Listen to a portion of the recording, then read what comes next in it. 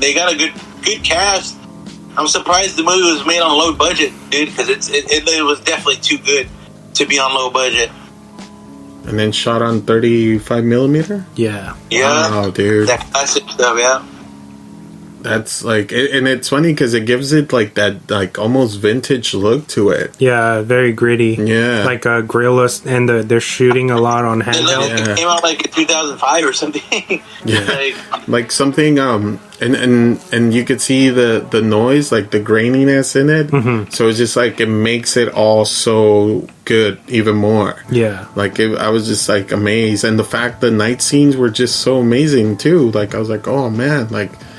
Whoever was the cinematographer for this, like, wow, like you really outdid yourself. Yeah, just the color, the color palette, everything. Yeah, I heard most of it was like good timing because since I guess it was so low budget, they couldn't stop most of the residents from actually doing their daily life or something like that when they were filming. I know the helicopters wasn't originally scripted, but they couldn't tell them to stop, so they just had to like write that in the script when they're like. But it became so good that they just used it, you know. So I thought that was a cool fact that I learned about that.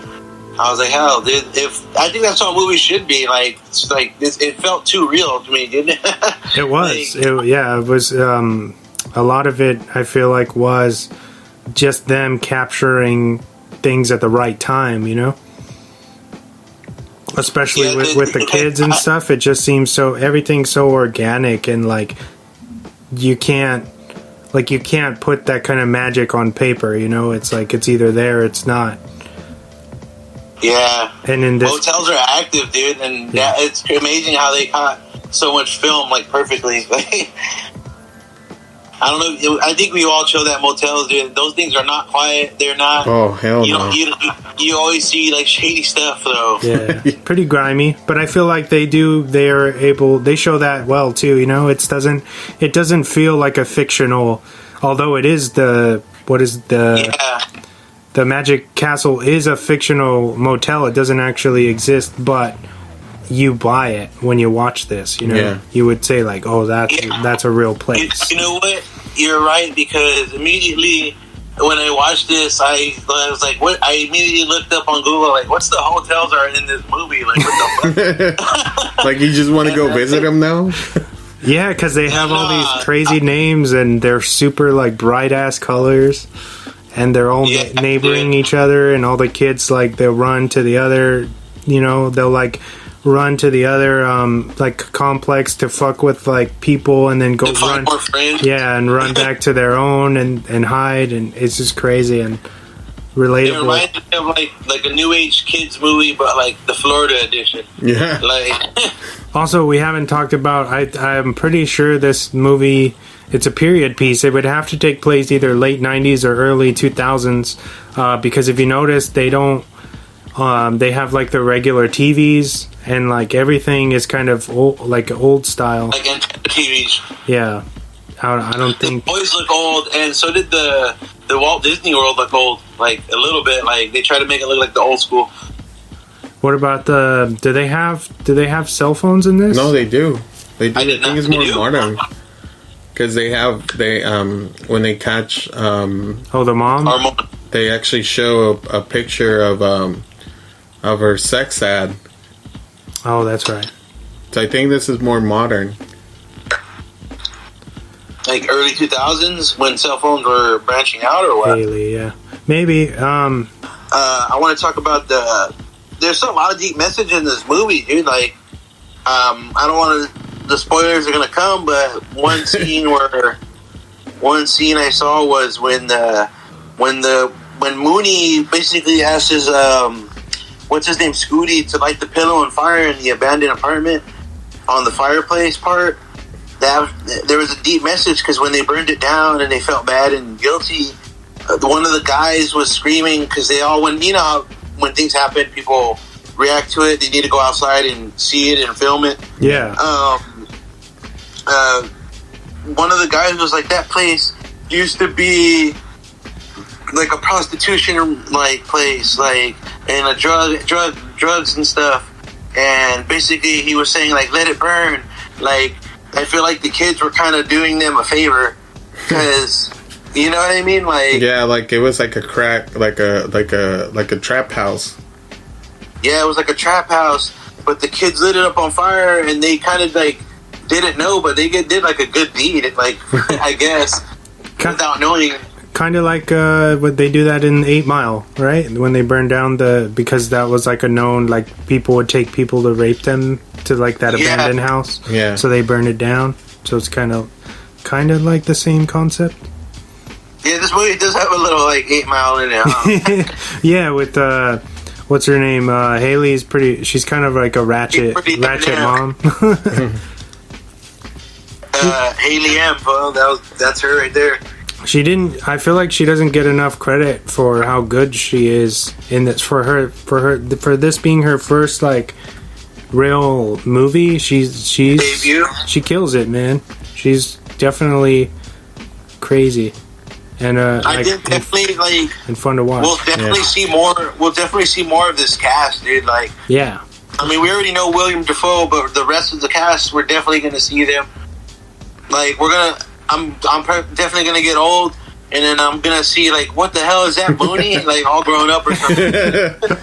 It's like what's her name, Dakota, and her sister. Oh, Elle and Dakota, or Chloe Moretz. Yeah, like they're so grown up now, and I remember seeing them in like different, like what was there? I know I saw them in Willy Wonka. Mm-hmm. Man on Fire. Man on Fire. The like, Runaways. Yeah, there's like so many different roles, and then now they're like all like grown up and stuff, and it's crazy. It's crazy to see how kids have grown up. Even Joseph Gordon-Levitt. Yeah, like those guys. And it's amazing. It's amazing to see what they have accomplished, but. I want to talk about one specific scene in the movie, because I want to talk about the guy with his Brazilian wife who comes into the hotel, and she's complaining like because like she's lived in Brazil. And she's like immigrated to the U.S. and the first thing she wants to do is she wants to go to Disney World. Oh yeah. It's just, and Mooney and Scooter are like bringing in their luggage. And she's like, "What? Like I thought like kids are working. Like this isn't like the favelas and stuff like that. Like I thought Disney World was like a magical place. Like blah blah blah." And it just and that resonates because I've heard a lot of like immigrants coming to the U.S. Saying like the first thing they want to ever do is go to Disneyland, especially here in California, and like that's like the dream thing. Like, oh, we need to go to Disneyland. That's the first thing I want to do, and it's just like and I feel for us, it's just like, oh, Disneyland is like whatever, you know, like because they don't have it in that part of the world, but it's like for us, it's just like, then I mean, it is what it is, I guess, like. But I just think it was funny that that scene was so hilarious to me. No, yeah, because she's the wife is like, or the girlfriend is super pissed. Yeah. And then Scooney and Mooney roll up, and they're trying to get the tips, you know. Yeah. It's like, and they're talking shit about them. Like, look at, that girl's about to cry. Like, I know what it's like when you. Because he's fucked up he booked the Magic Castle thinking it was the Magic Kingdom, right? Yeah. Yeah. And she's like, we're not even on the Disney property. Like, what the fuck is this about? Like, book something else, you know? Oh, it's pretty funny. The movie does have like a big drastic change in darkness, dude. Like, and the pacing was really good. Like, because at first for me it was like, oh, this movie's like kind of good and happy, and then I think like maybe 40 minutes into the movie it just starts fucking getting drastically dark, dude. Because I think it's an hour and like 40 minutes long, something like that. 56 or almost 2 hours. Dude, like, around the 40-minute mark, I was like, what the hell? Like, damn, I'm starting to see like what I feel like I seen from like low income problems and stuff like that happen. Like in this movie, like you just see weird shit. You know what I mean? like I think when they start catching up, when William Dafoe catches that pedophile dude, like that shit was weird, dude. I was like, fuck, dude. But like, see, that's like everyday problems. Like that shit goes down, not even just in Florida, but everywhere. And it was like them addressing it, like this, like Willem Dafoe's character. What's his name in the movie again? Bobby. Yeah, Bobby. Like you could tell that he really cares.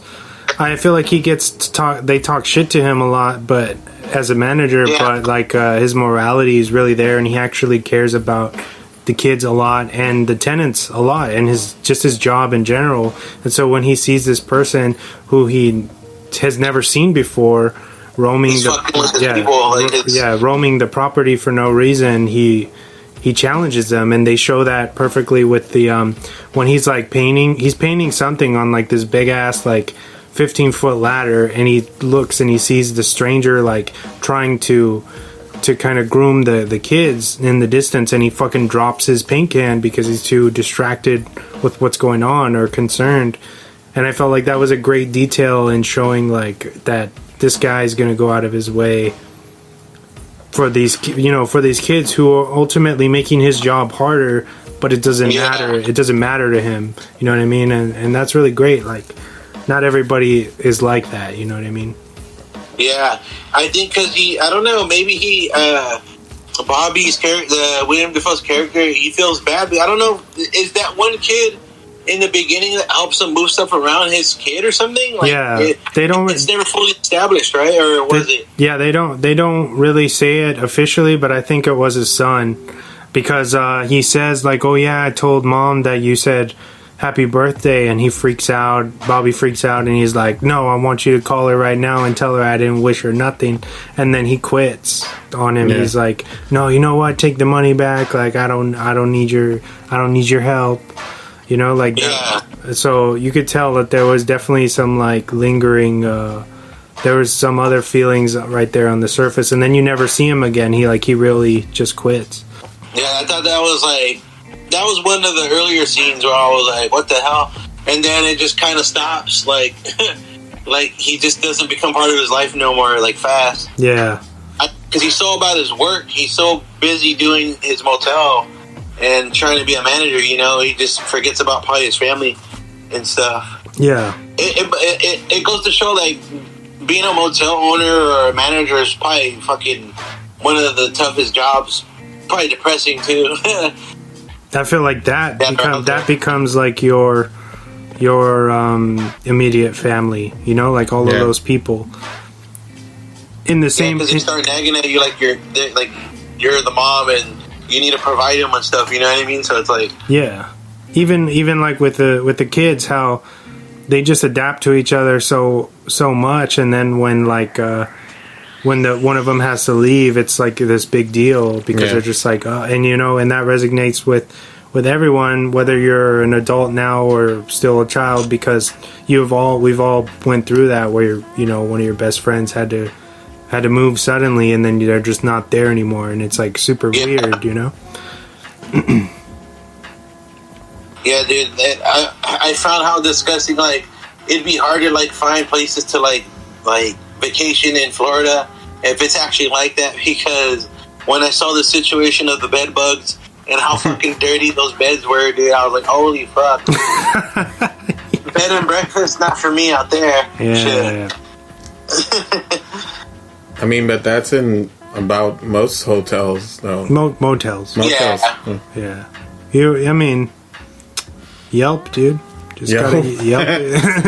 Don't be like that guy. That was crazy when the son's like, oh, I would have worn gloves. Like, he gets all pissed. I would have worn gloves if I knew there was bed bugs. Yeah. Like, you can't afford the exterminator. And Bobby just looks at him like, why are you being a little bitch for? He doesn't say it, but he just looks at him like, okay. Well, what was your favorite scene on Onarres? Mine? Mm-hmm. My favorite scene was Mooney's talking to John C., I think, and basically they're hanging out, like, basically in between like a freeway or